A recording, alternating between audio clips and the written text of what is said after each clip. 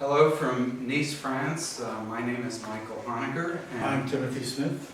And we want to take this opportunity to thank His Grace Archbishop William Behan, Father Donald Donato, and the Parish of St. Sarah the Egyptian for the honor they have bestowed on the two of us this year as guardians of the sacred flame.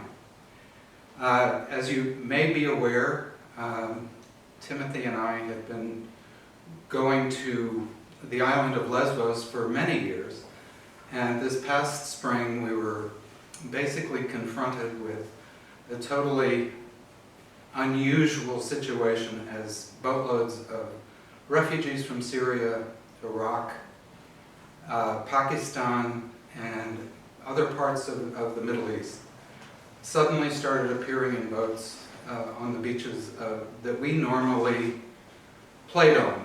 And suddenly we were confronted with this human tide of refugees. And we began to dig in and do all we could do to help them out. And Tim will tell you a little bit about some of the things that we were engaged in and things that we've done with the donations of the parish and other donations from many people throughout the world during the past few months. I'd like to say that we're very honored by this award or distinction this year. We feel there are many people who are doing a lot of work to help the refugees on a daily basis. It's been very hard work for people for many, many months. To have been selected to receive this honor, it really is an honor for us. I'd like to say we didn't know much about the Apostolic Johannite Church until we received the first donation. And we're really quite pleased to be honored by a church of this nature. I looked it up and I've been very impressed to learn a little bit about it, and I have a few notes here I want to address.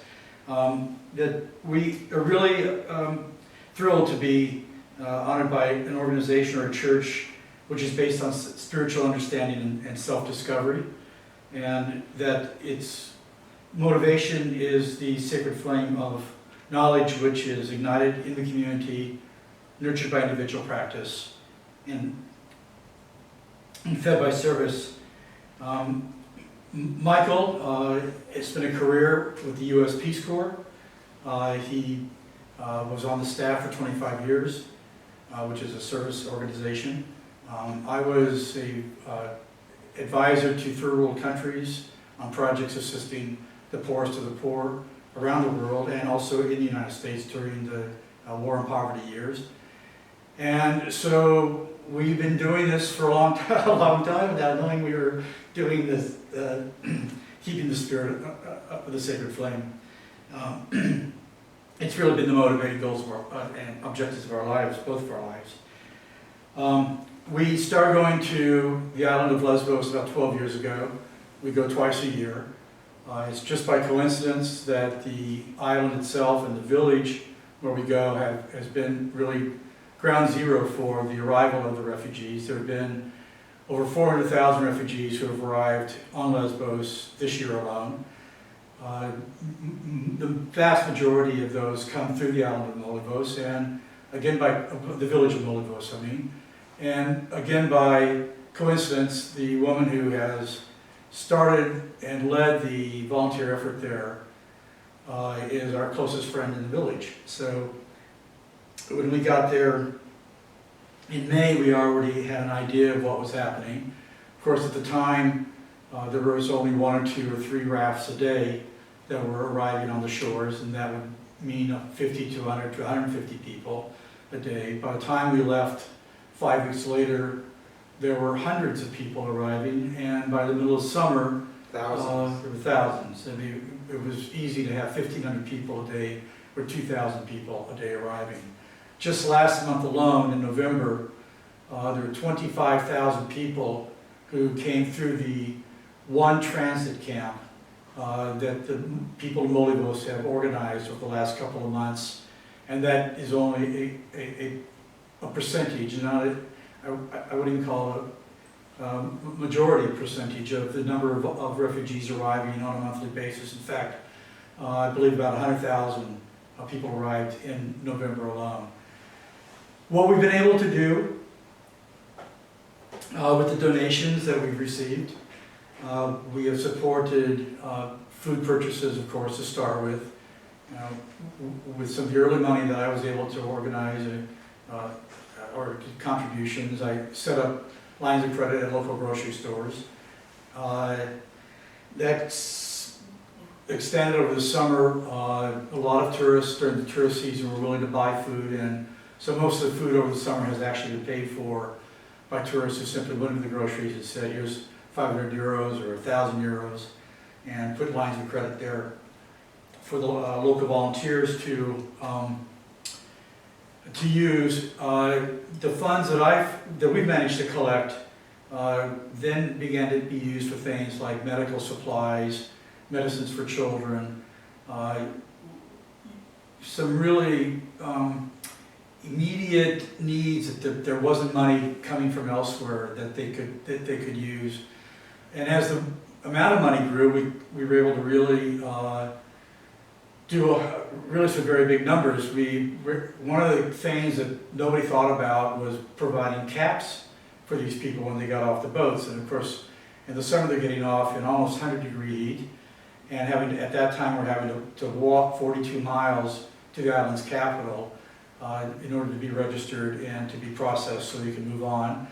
So we started handing out hats. By the thousands. We did about 13,000 caps. Ultimately, we also purchased 8,000 rain ponchos. That was for when the fall came and the rain started.